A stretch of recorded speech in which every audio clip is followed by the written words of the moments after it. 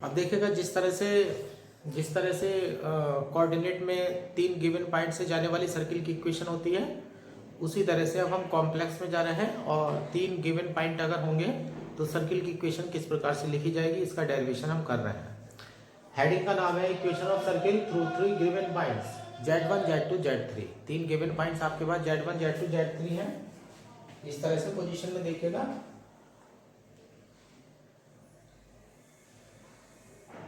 ये हमारा सर्किल हो गया है।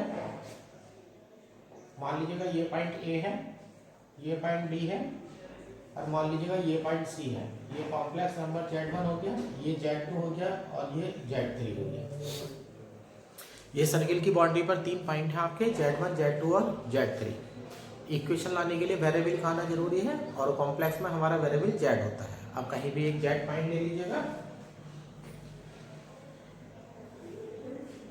ये पॉइंट भी ले लीजिएगा, ये Z हो जाता है। अब ये Z जो है मेरा वेरिएबल पॉइंट हो गया है। और यहां से देखिएगा ए बी को मिला देता हूं मैं। अब ए बी को अगर मैं मिला देता हूं तो ये एक कोड बन जाती है, और ये पी पर और सी पर जब मैं एंगल बनाऊंगा तो ये एक ही सेगमेंट में बनने वाले एंगल होंगे, और एक ही सेगमेंट में बनने वाले एंगल जो है हमेशा 9/10 की प्रॉपर्टी के अनुसार जो है वो इक्वल होते हैं। ये देखिएगा,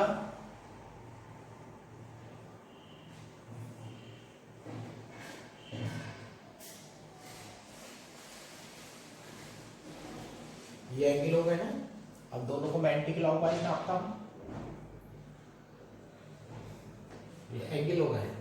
ये दोनों एंगल की डायरेक्शन देखिएगा, दोनों एंटी क्लॉकवाइज नापे गए हैं तो पॉजिटिव काउंट होंगे, और एक ही सेगमेंट में बनने वाले एंगल हैं तो हमारे पास जो है ये दोनों एंगल इक्वल हो जाएंगे। तो ये हो जाएगा let A B C are given points and P is variable point which lie on circle। अब दोनों एंगल को आप इक्वल कर दीजिएगा। Angle A C B is equal to angle A P B, दोनों एंगल को आप इक्वल कर दीजिएगा। अब लीजिएगा आर्गुमेंट। अब ए सी बी देखिएगा किधर से किधर को नापा गया है, ए सी बी देखिएगा किधर से किधर को नापा गया है। आप ऐसे करिएगा, ये इधर नापा गया है, एक एरो सी बी और एक एरो सी ए। तो आप इस एंगल के बारे में अगर बात करेंगे तो ये सी ए से सी बी की तरफ नापा गया है, सी ए से सी बी की तरफ नापा गया है। तो सी ए नीचे आएगा और सी बी ऊपर आएगा। Argument vector C B upon vector C A is equal to, दूसरे में देखिएगा ये वाला एंगल पी ए से नापा गया है पी बी में, तो आर्गुमेंट पी बी ऊपर आएगा, आर्गुमेंट पी ए और वेक्टर पी ए जो है वो नीचे आ जाएगा। नीचे वो वाला वेक्टर आता है जहां से एंगल नापना शुरू करते हैं, और ऊपर वो वाला वेक्टर आता है जहां तक एंगल नापा जाता है। ये पहले भी बताया जा चुका है, ये इसमें मेन बात होती है। अब इसे तोड़ देते हैं वेक्टर क्वांटिटी में। Argument vector OB minus vector OC, vector OA minus vector OC, argument vector OB minus vector OP, vector O A minus vector O B. अब यहाँ जेड में इनकी वैल्यू डाल दीजिएगा। Argument Z2 minus Z3 upon Z1 minus Z3, argument Z2 minus Z upon Z1 minus Z। अब ये देखिएगा argument आपके आ चुके हैं। अब इसे थोड़ा सा एक सिंपल फॉर्म में हम बना लेते हैं। आर्गुमेंट हमारे पास आ चुके हैं, दोनों के आर्गुमेंट जो है वो इक्वल हैं। अब हम एक वैल्यू को दूसरी तरफ ले जाते हैं।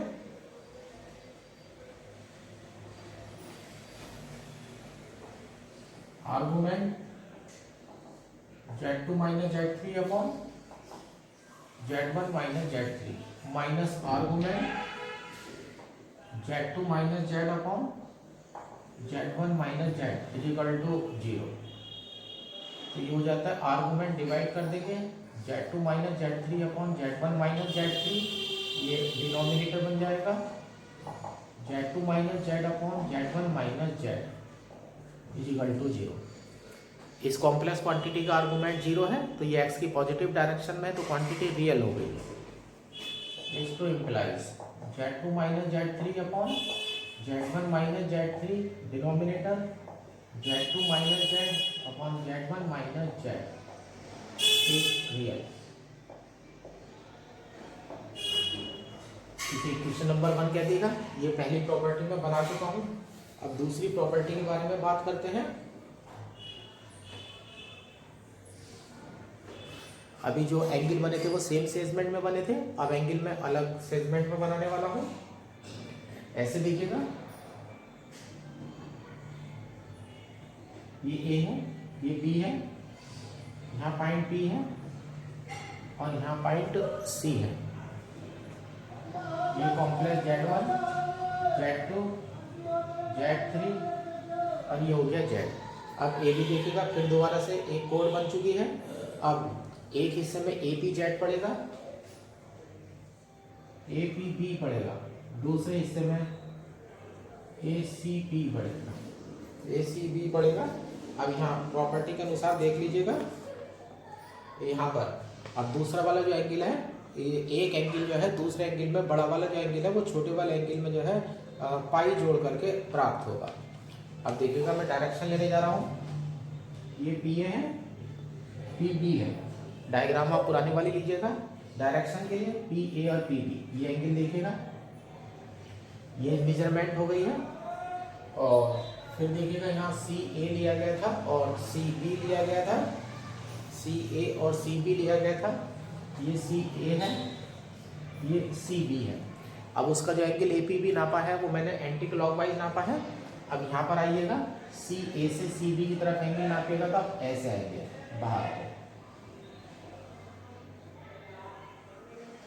अगर एंगल का अंदर का मेजरमेंट करने जाते हैं, ध्यान रखिएगा, अंदर से अगर मेजरमेंट करने जाएंगे तो वो क्लॉकवाइज बैठेगा तो ऑटोमेटिकली माइनस लग जाएगा।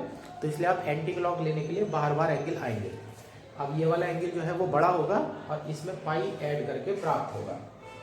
तो यानी कि अब हम दूसरे वाले में हैं। अब इस वाले डायग्राम के अकॉर्डिंग अगर हम बात करते हैं, अब दोनों का जो डिफरेंस होगा वो पाई हो जाएगा। दोनों का जो डिफरेंस होगा वो पाई हो जाएगा। ये हो जाएगा angle ACB is equal to pi plus angle APB। ये हो जाता है angle ACB minus angle APB is equal to pi. तो आर्गुमेंट ACB ले रहे हैं आप, ACB। तो ये नापा गया है CA से CB की तरफ। Argument vector CB minus vector CA minus argument ये नापा गया है PA से PB की तरफ। Argument PB vector PA is equal to pi. अब यहाँ पर वैल्यू डाल दीजिएगा। आर्गुमेंट वेक्टर CB है Z2 माइनस Z3 और Z1 minus Z3 minus argument PB है Z2 minus Z upon Z1 minus Z is equal to pi. Minus को आप डिवाइड में डाल दीजिएगा। Argument Z2 minus Z3 upon Z1 minus Z3 denominator Z2 minus Z upon Z1 minus Z is equal to pi.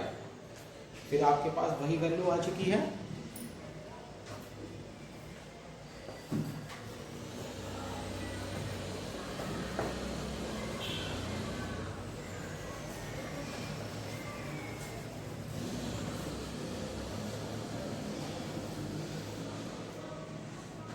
अब इस argument की जो value है वो पाई है तो ये x की नेगेटिव डायरेक्शन में पड़ेगा तो अभी रियल क्वांटिटी हो जाएगी। This implies Z2 minus Z3 upon Z1 minus Z3, denominator Z2 minus Z upon Z1 minus Z is real.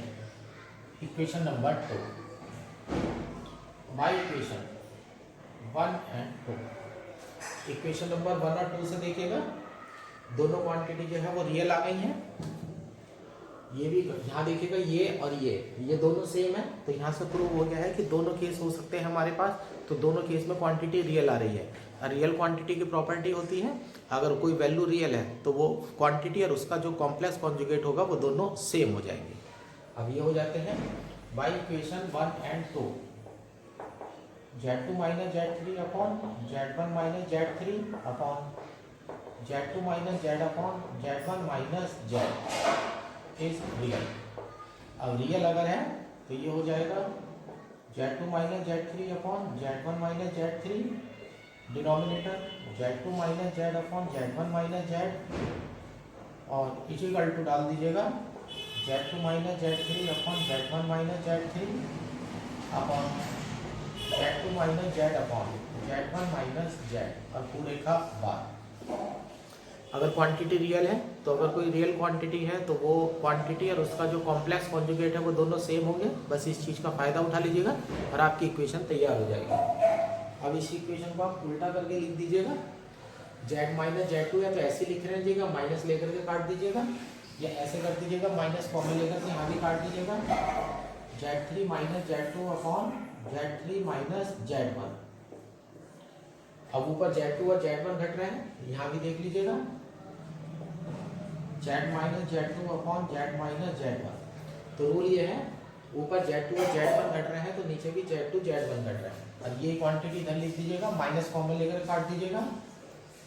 Z3 bar minus Z2 bar upon Z3 bar minus Z1 bar upon Z bar minus Z2 bar upon Z bar minus Z1 bar. तो ये आपकी complex में equation आ चुकी है, जबकि circle की equation आ चुकी है कॉम्प्लेक्स में, जबकि 3 गिवन पॉइंट्स हो। तो इस तरह से हमारा 3 दिए गए बिंदु से जाने वाला कॉम्प्लेक्स में सर्किल प्राप्त हो जाता है। अब देखिए नेक्स्ट टॉपिक हमारा आर्टिकल 1.17 है, equation of circle having the line joining Z1 and Z2 as diameter.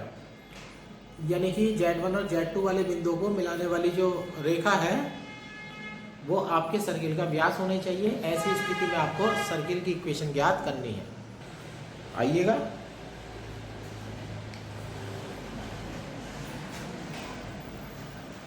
ये हमारा सर्किल है, ये डायमीटर हो जाएगा ए का कॉम्प्लेक्स Z1 ले लीजिएगा, बी का कॉम्प्लेक्स Z2 ले लीजिएगा, कोई पॉइंट ले लीजिएगा P Z, ये वेरिएबल पॉइंट है। अब प्रॉपर्टी का यूज करेंगे कि सेमी सर्किल में जो बनने वाला एंगल होता है वो 90 डिग्री होता है ना। सेमी सर्किल का जो एंगल होता है वो 90 डिग्री होता है। अब यहाँ पर देख लीजिएगा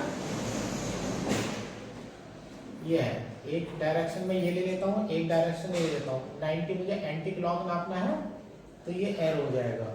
तो मैं जो एंगल नाप रहा हूँ वो पी बी से पी ए की तरफ नाप रहा हूँ, तो पी बी नीचे आ जाएगा, पी ए जो है वो ऊपर आ जाएगा। Let P is any variable point, let P is any variable point which lie at circle.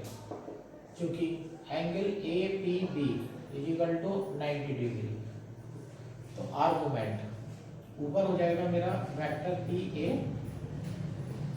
Upon नीचे हो जाएगा मेरा vector P B is equal to 0। तो argument vector O A minus vector O P, vector O B minus vector O P is equal to 0। Sorry, argument pi by 2 है, मेरा जो argument है वो पाई बाई 2 है। अब ये हो जाएगा मेरा argument Z1 minus Z upon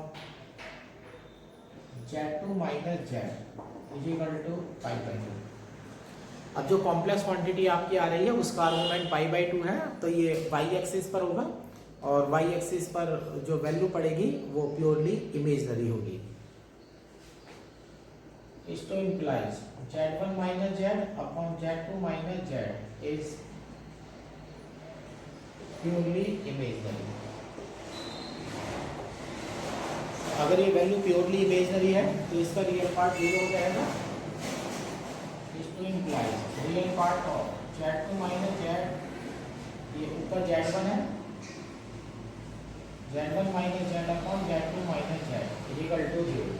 अब रियल पार्ट जो है इसका वो 0 हो गया है, तो रियल पार्ट अगर 0 हो गया है तो आपका हो जाएगा 1/2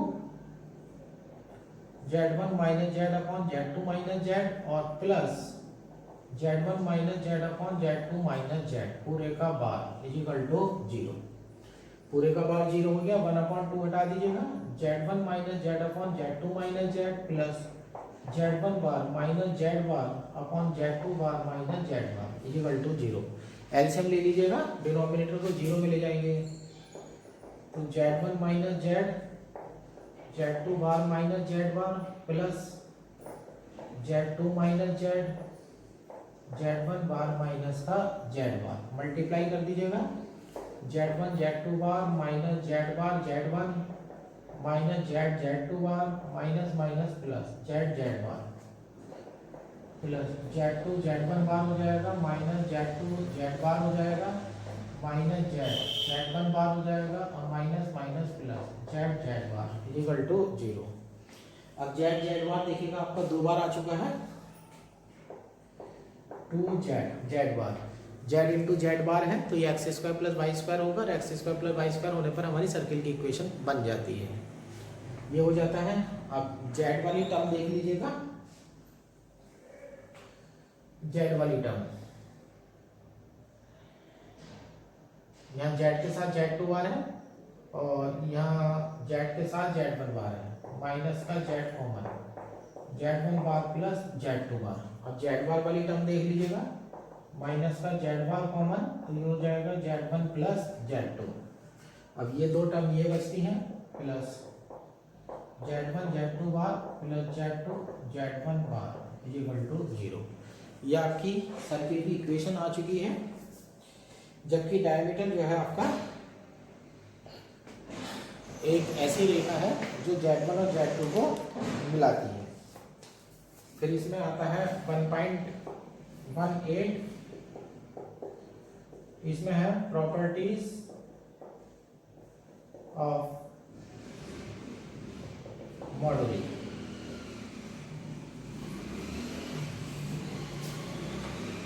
प्रॉपर्टीज ऑफ मॉडुली है। अब इसमें जो है आप जो प्रॉपर्टीज ऑफ मॉडुली है इसमें आप 11th वाले फार्मूलों का यूज करने वाले हैं, जो आपके फार्मूले 11th के हैं। प्रोडक्ट और डिवाइड का तो मॉडुली और आर्गुमेंट आप पहले ही देख चुके हैं। अब प्लस और माइनस में देखिएगा, पहली प्रॉपर्टी आप ये डालेंगे mod z1 plus z2 less than equal mod z1 plus mod z2। इसे करने का सबसे अच्छा तरीका पोलर फॉर्म है। Let z1 is equal to r1 e की power i theta 1, z2 is equal to r2 e to the power i theta 2। तो z1 is equal to r cos theta 1 plus i sin theta 1। अब z2 is equal to r2 cos theta 2 plus i sin theta 2। ये value ले लीजिएगा। अब z1 plus z2 ले लीजिएगा, real part अलग कर लीजिएगा। r1 cos theta 1 plus r2 cos theta 2 plus i r1 sin theta 1 plus r2 sin theta 2। ये z1 प्लस z2 आ गया है, मोड ले लीजिएगा। Mod z1 plus z2 equal to under root r1 cos theta 1 plus r2 cos theta 2 का whole square plus r1 sin theta 1 plus r2 sin theta 2 का whole square. ये value आपके पास आ गई है।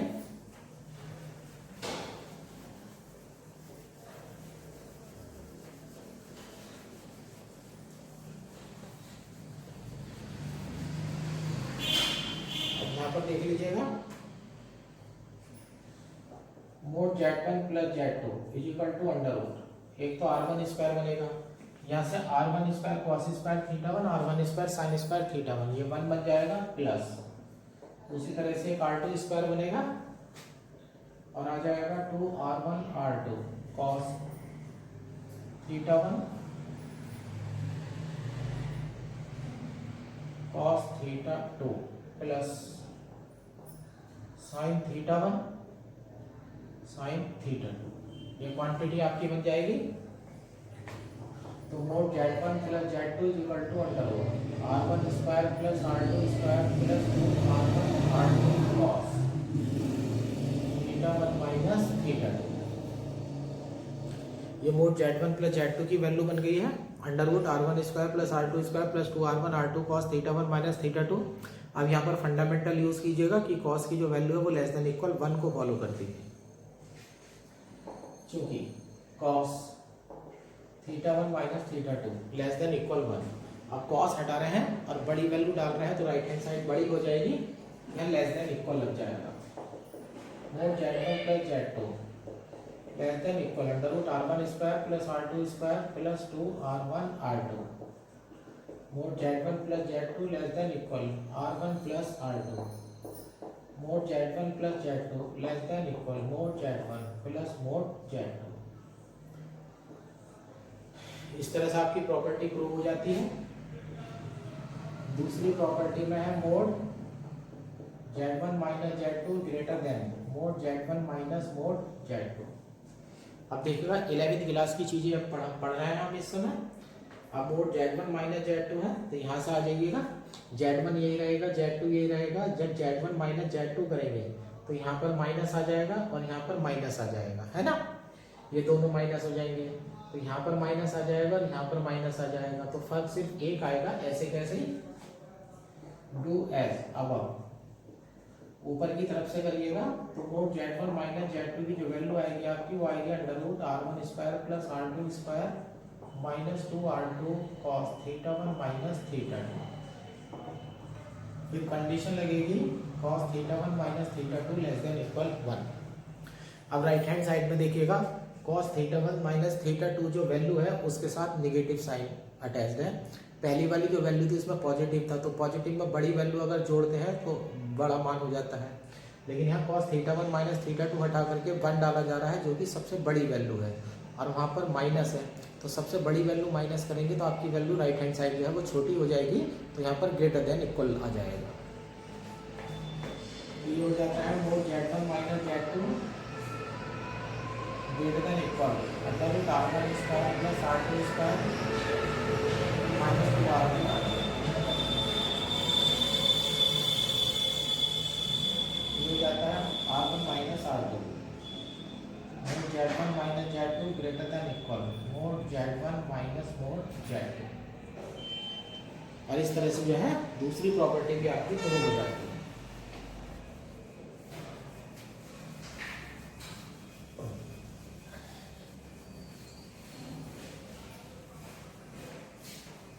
और तीसरी प्रॉपर्टी बता रहा हूं मैं, ये तीसरी प्रॉपर्टी जो है वो 12th क्लास में नहीं पढ़ाई जाती है। मोड Z1 प्लस Z2 का whole square plus mod Z1 minus Z2 का होल स्क्वायर, तो ये हो जाता है 2 mode Z1 square plus mod Z2 square. ये भी सिंपल सी प्रॉपर्टी है, ये सिर्फ इस तरह से है, a प्लस बी का whole square plus a minus B का होल स्क्वायर करेंगे तो 2a square plus B square बन जाता है, उसी बेस पर ये स्क्वायर की प्रॉपर्टी है। अब इसमें देख लीजिएगा, अब इसकी हम LHS लेने जा रहे हैं। मोड Z1 प्लस Z2 का whole square plus mod Z1 minus Z2 का होल स्क्वायर, ये यूज करिएगा, चूंकि mod Z square equal to होता है Z बार, फार्मूला लगा दीजिएगा, तो Z1 plus Z2 Z1 bar plus Z2 bar plus Z1 minus Z1 bar minus Z2 bar, multiply करके 8 टर्म आ जाएंगी, Z1 bar Z1 Z2 bar Z2 Z1 bar Z2 Z2 bar plus Z1 bar minus Z1 Z2 bar minus Z2 Z1 bar minus Z2 बार, Z1 बार ये cancel हो जाएगा, ये cancel हो जाएगा, तो 2 Z1 बार प्लस Z2 बार, तो ये हो जाएगा 2 mode Z1 square plus mod Z2। इस प्रकार से देखिएगा आपकी RHS जो है वो तैयार हो चुकी है। मॉड्यूलस ऑफ प्रॉपर्टी में ये 3 ही प्रॉपर्टी जो है वो बहुत है। अब उसके बाद जो है एग्जाम्पल है,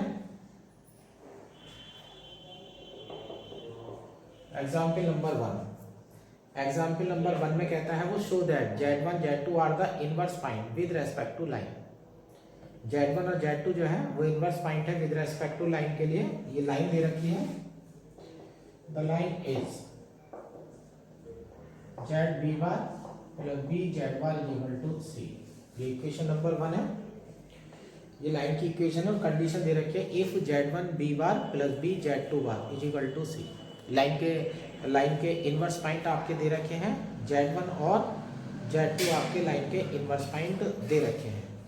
अब लाइन के जब इनवर्स पॉइंट दे रखे हैं तो अब यहाँ से देखिएगा इनवर्स पॉइंट आप कन्फर्मल ट्रांसफॉर्मेशन में पढ़ चुके हैं। अगर कोई लाइन होती है और उसका इनवर्स पॉइंट होता है तो वो उसकी इमेज होती है, जितना एक पॉइंट ऊपर होगा उतना ही एक पॉइंट जो है वो नीचे होगा। अब आप ऐसे समझिएगा, ये आपकी लाइन है, ये आपकी लाइन है, इस लाइन पर ये पॉइंट है Z1। अब इसके बिल्कुल नीचे आ जाइएगा Z1 और Z2। अब लाइन पर जो भी पॉइंट पड़ेगा वो वेरिएबल कहीं भी हो तो लाइन की इक्वेशन को सेटिस्फाई करेगा। अब ये पॉइंट ले लेता हूं मैं यहाँ Z। अब प्रॉपर्टी लगा देते हैं। अब प्रॉपर्टी ये लगाएंगे आप, Z से Z1 की दूरी और Z से Z2 की दूरी जो है बराबर होगी। एक कॉम्प्लेक्स नंबर में से दूसरा कॉम्प्लेक्स नंबर घटा करके जब मोड लेते हैं तो बीच की डिस्टेंस हमारी आ जाती है। अब हम ऐसे लेते हैं, since Z1, Z2 are inverse point with respect to line. आप ऐसे करिएगा, इसे A कह दीजिएगा, इसे B कह दीजिएगा और इसे वेरिएबल पॉइंट को P कह दीजिएगा। तो आपके पास शर्त लगेगी PA इक्वल टू PB। तो ये हो जाएगा mod Z minus Z1 equal to mod Z minus Z2। Mod खोलने पर स्क्वायर पैदा होता है, अब स्क्वायर अंडरवुड पैदा होता है, स्क्वायर चला दीजिएगा, mod Z minus Z1 square equal to mod Z minus Z2 square. चूंकि अब आप फार्मूला यूज करने वाले हैं Z square equal to Z bar. ये ध्यान रखिएगा, ये वाला चैप्टर आपका 11th लेवल का है, तो इसमें देखिएगा कोई एनालिटिक फंक्शन या कोई डेफिनेशन नहीं लग रही है, ये सीधे सीधे हमारी 11th की प्रॉपर्टी से हो रहे हैं। इसे खोल दीजिएगा, Z minus Z1 Z bar minus Z1 बार, Z minus Z2 Z bar minus Z2 बार, Z bar minus Z1 bar minus Z1 Z bar minus minus plus Z1 बार। ये हो जाएगा Z bar minus Z2 bar minus Z2 bar plus Z2 बार। Z बार से Z बार cut जाता है, line की equation हो गई है यहाँ। अब यहाँ देख लीजिएगा, इसे इधर ले जाता हूँ मैं, Z के साथ Z1 बार है, यहाँ Z2 बार है, तो Z के साथ आ जाता है Z1 बार माइनस Z2 बार, ये वाली वैल्यू आ जाती है ना। अब ये इधर जा रहे हैं सारे के सारे। अब यहाँ Z बार वाला है, यहाँ प्लस Z बार में आ जाएगा Z1 बार, सॉरी Z1 माइनस Z2। ये सब इधर ले गए हैं, अब हम जो बाकी बचते हैं वो इधर ले आएंगे यार। यहाँ देखिएगा Z1 बार है, एक ये बचा हुआ है और एक इधर ही आ जाएगा माइनस Z2 बार। अब आपकी इक्वेशन जो है ये आ चुकी है। अब ये Z देखिएगा, जो मेरा पॉइंट P है वेरिएबल पॉइंट है, वो लाइन को रिप्रेजेंट करता है, तो ये लाइन की इक्वेशन आप निकाल चुके हैं। अब यहाँ से आप कंपेयर कर दीजिएगा, कंपेयर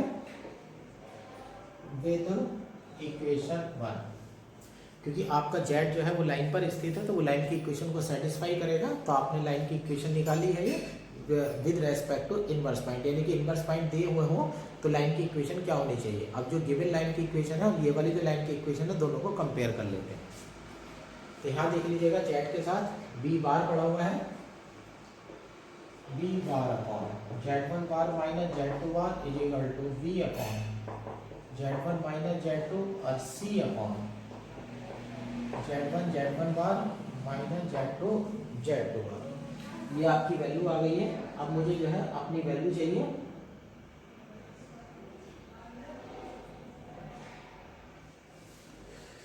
अब अपनी वैल्यू निकालने के लिए रेशियो है, तो जैसे कि बीएससी सेकेंड ईयर में 4 पिट मेथड लगाते थे उस तरह से थोड़ी सी ट्रिक लगा रहे हैं। ये वाली टर्म मैं बनाने जा रहा हूँ। यहाँ पर ये देखिएगा, यहाँ बी बार पड़ा हुआ है हमारा, बी बार के साथ आप जेड वन डाल दीजिएगा, जेड वन बी बार, तो Z one bar minus Z two bar, यहाँ बी है तो यहाँ जेड टू डाल दीजिएगा। ये आंसर के हिसाब से डालेंगे, जेड वन के साथ बी बार है और बी के साथ जेड टू बार है, तो आप यहाँ जेड टू बार डालेंगे। आंसर के हिसाब से डाल रहे हैं तो यहाँ हो जाएगा Z one Z two bar minus Z two bar Z two is equal to C upon Z one bar minus Z two bar. इन्हें ऐड कर दीजिएगा, Z one B bar plus Z two bar B upon Z one bar minus Z two bar plus Z two bar minus Z two bar. ये term आपकी आपस में cut जाएंगी, C upon Z one bar minus Z two bar. ये देखिएगा ये दोनों same हो चुके हैं, तो आ गया Z one B bar plus Z two bar B is equal to C. और ये इस तरह से जो है हमारा रिजल्ट जो है वो प्रूव हो चुका है।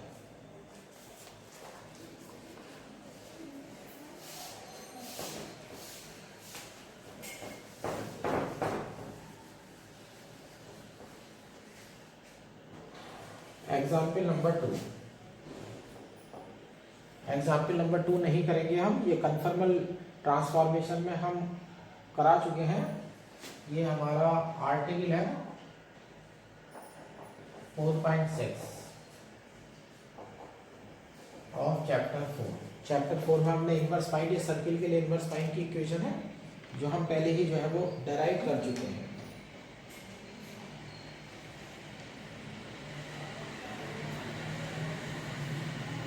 सर्किल के लिए इनवर्स पॉइंट है जो हम पहले ही डेराइव कर चुके हैं।